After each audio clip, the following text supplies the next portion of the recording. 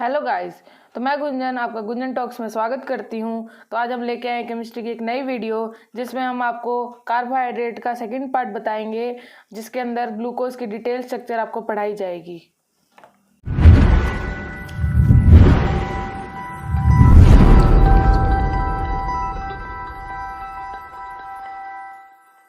हम इस वीडियो में पढ़ेंगे ग्लूकोज। तो ग्लूकोज क्या होता है? पहले तो ग्लूकोज का फॉर्मूला क्या होता है? मॉलिक्यूलर फॉर्मूला होता है C6H12O6। तो इतना तो आपको सबको पता ही होगा। तो अब एक बात बताते हैं कि ग्लूकोज को एल्डोहेक्सोज भी बोला जाता है। एल्डो मतलब एल्डिहाइड और हेक्सोज मतलब 6। समझ के एल्डोहेक्सोज क्यों बोला जाता है? क्योंकि ये एल्डिहाइड प्रेजेंट होता है इसके अंदर और ये 6 मेंबर्ड रिंग होती है। ठीक है, तो अब आपको पता लग गया एल्डोहेक्सोज भी बोला जाता है और डेक्सट्रोज भी बोला जाता है इसको। तो मोनोमर, इसके जो स्टार्च और सेलुलोज ग्लूकोज से मिलकर ही बने हैं, तो monomers of starch and cellulose. तो गाइस समझ रहे हैं ना कि स्टार्च और सेलुलोज इसी से ही टूटकर बनते हैं, इसी से ही मिलकर बनते हैं। तो ग्लूकोज उसका मोनोमर हुआ। तो अब देखेंगे कि ग्लूकोज बनता कैसे है। तो ग्लूकोज एक तो सुक्रोज के ब्रेकडाउन, सुक्रोज को तोड़ेंगे तो अपन को ग्लूकोज और फ्रक्टोज मिलेगा। तो ये C12H22O11 जो कि सुक्रोज है, उसको वाटर की प्रेजेंस में मतलब उसका हाइड्रोलाइसिस करेंगे डाइल्यूट HCl और H2SO4 की प्रेजेंस में अल्कोहलिक सॉल्यूशन डाल के, तो ग्लूकोज और फ्रक्टोज मिलेगा। सेकंड, अपन इसको स्टार्च से भी तोड़ सकते हैं, उसका भी हाइड्रोलाइसिस। हाइड्रोलाइसिस का मतलब क्या होता है? वाटर की प्रेजेंस। हाइड्रो मतलब वाटर और लाइसिस मतलब तोड़ना, तो वाटर की प्रेजेंस में तोड़ना, तो हाइड्रोलाइसिस ऑफ स्टार्च।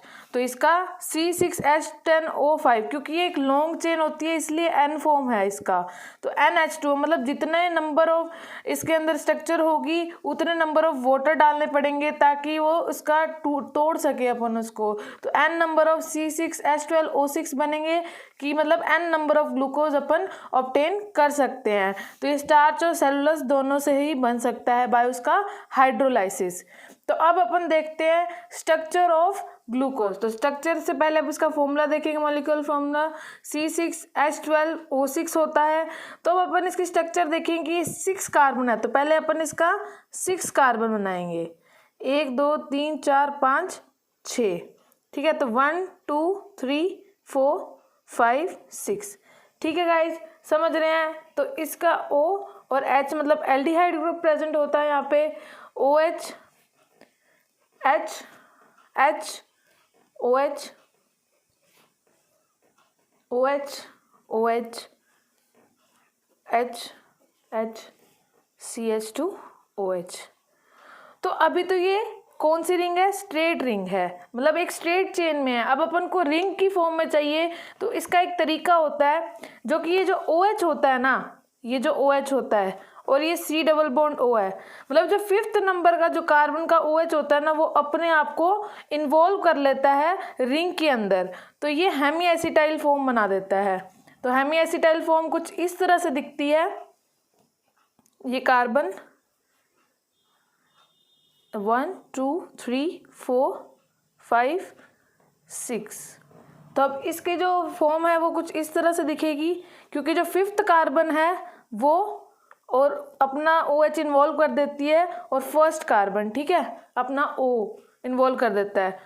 तो H और OH और OH H बाकी एज इट इज आएगा। H OH OH H, ये OH जो यहाँ पे लगा हुआ था वो अपने आप रिंग में इन्वॉल्व हो गया, और ये H और ये CH2OH। तो ये एक हेमी एसिटाइल रिंग बन गई। अब ये इसको अगर अपन देखेंगे तो ये हेमी एसिटाइल फॉर्म बन गया इसका। अब इसमें 2 फॉर्म्स होते हैं, अल्फा और बीटा। तो पहले तो ये देखते हैं कि अल्फा और बीटा फॉर्म होते क्या हैं। जो अल्फा और बीटा फॉर्म जो ऑब्टेन होते हैं वो क्रिस्टलाइजेशन की हेल्प से ऑब्टेन होते हैं by concentration solution of glucose. कितने टेम्परेचर पे? 303 केल्विन टेम्परेचर पे। ठीक है, जिनका मेल्टिंग पॉइंट होता है 419।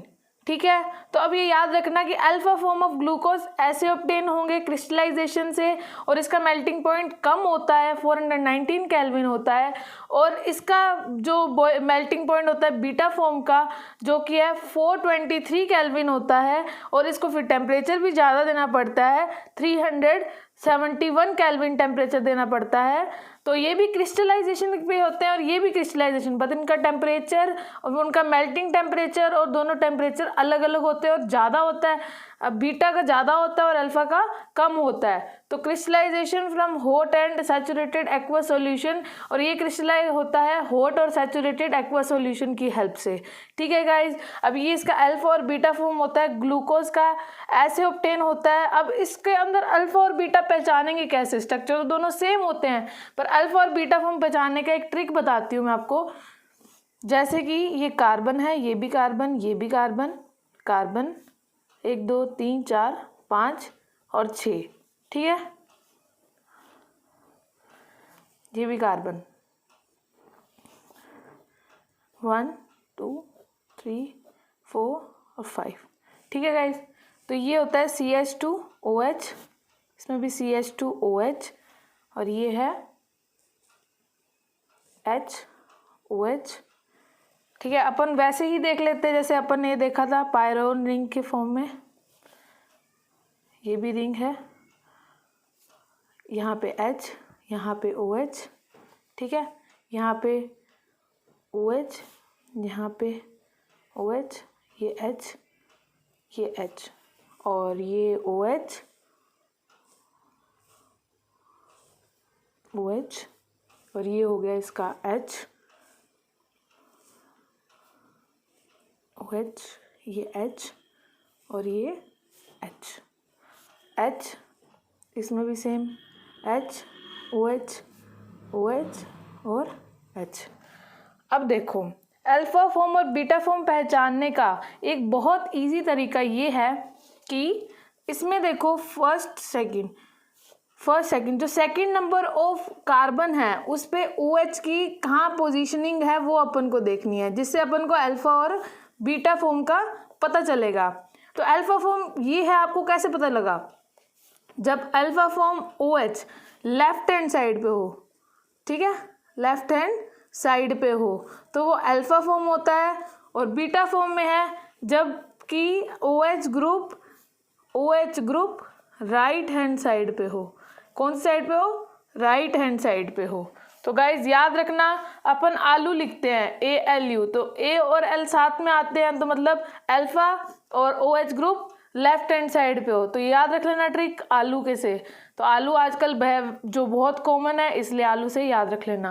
अपन इसे बता रहे थे कि ये पायरेन रिंग होती है ना, ये जो है सेम स्ट्रक्चर ग्लूकोज की पायरेन रिंग से होती है। पायरेन मतलब क्या होता है, पायरेन मतलब वो एक ऑर्गेनिक कंपाउंड जो कि 6 मेंबर्ड होता है, जिसके अंदर ऑक्सीजन रिंग के अंदर प्रेजेंट होता है। समझ गए पायरेन क्यों बोला जाता है? पायरेन एक ऑर्गेनिक कंपाउंड है जो कि 6 मेंबर्ड होता है, जिसके अंदर ऑक्सीजन रिंग के अंदर इन्वॉल्व होता है। कुछ वैसी ही स्ट्रक्चर अपन को देखने को मिलती है अपनी ग्लूकोज में, जिसके अंदर 6 मेंबर्ड होता है और ऑक्सीजन यहाँ पे लगा हुआ होता है। तो OH H, यहाँ पे OH H, यहाँ पे OH H, और ये HOH, और ये है CH2OH।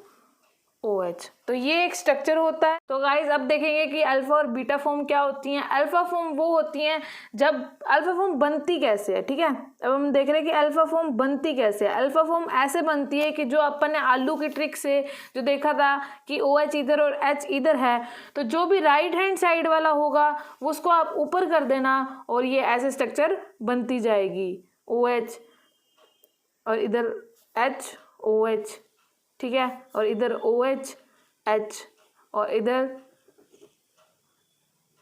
OH, और फिर उसके बाद इधर H, इधर OH, और इधर CH2OH, और इधर H। तो ऐसे ही सेम स्ट्रक्चर बीटा फॉर्म में भी बनेगी गाइज।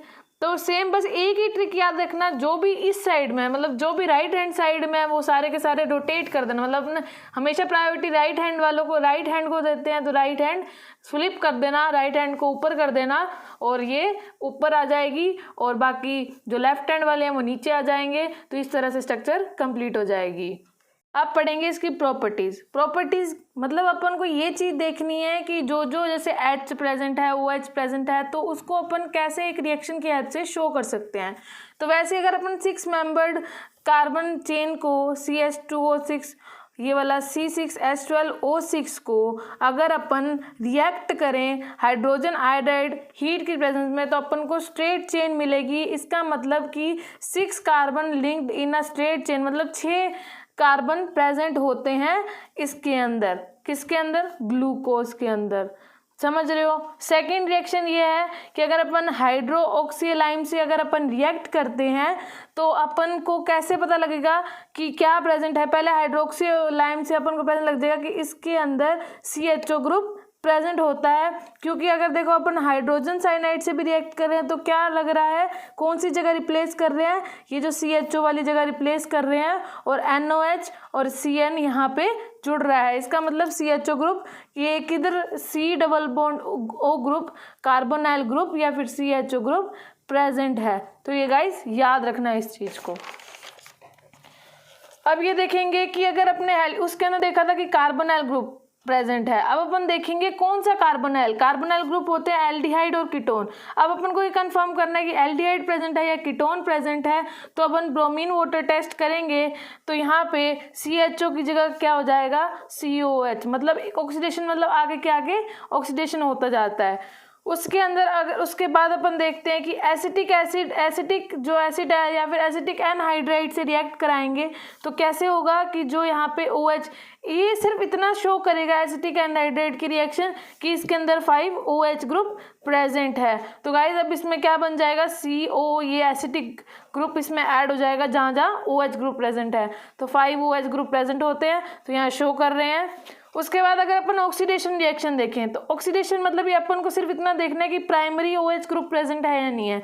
तो अपन सैक्रिक एसिड मतलब अपन ग्लूकोज का और ग्लूकोनिक एसिड दोनों का अगर अपन ऑक्सीडेशन कराएंगे तो ये CHO और मतलब जहाँ पे भी प्राइमरी OH ग्रुप प्रेजेंट होगा उसका ऑक्सीडेशन होकर कार्बोक्सिलिक एसिड बन जाएगा।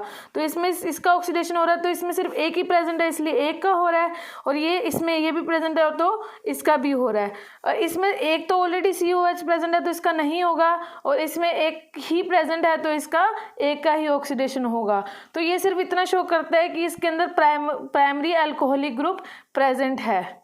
अपन देखते हैं कि इसके अंदर मतलब ग्लूकोज में कुछ कुछ चीज़ें प्रेजेंट, जैसे एल्डिहाइड भी प्रेजेंट है, OH ग्रुप भी पर फिर भी ये कुछ चीज़ें शो नहीं करता है, एक्सेप्शंस। मतलब जैसे कि एल्डिहाइड प्रेजेंट है फिर भी ये 2,4-DNP टेस्ट नहीं देगा, शिफ्ट टेस्ट नहीं देगा, या फिर ये हाइड्रोजन सल्फाइड NaHCO3 की प्रेजेंट में भी NaHSO3 की प्रेजेंट में भी उसका कोई प्रोडक्ट नहीं बनाएगा।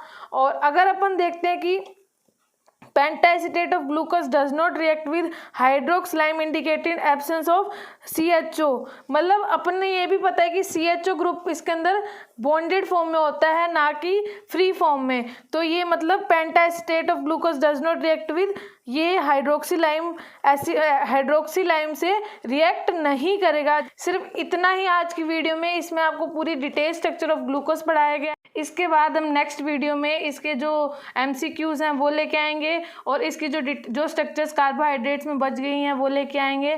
तो that's all for guys today, और अब हम नेक्स्ट वीडियो में मिलते हैं।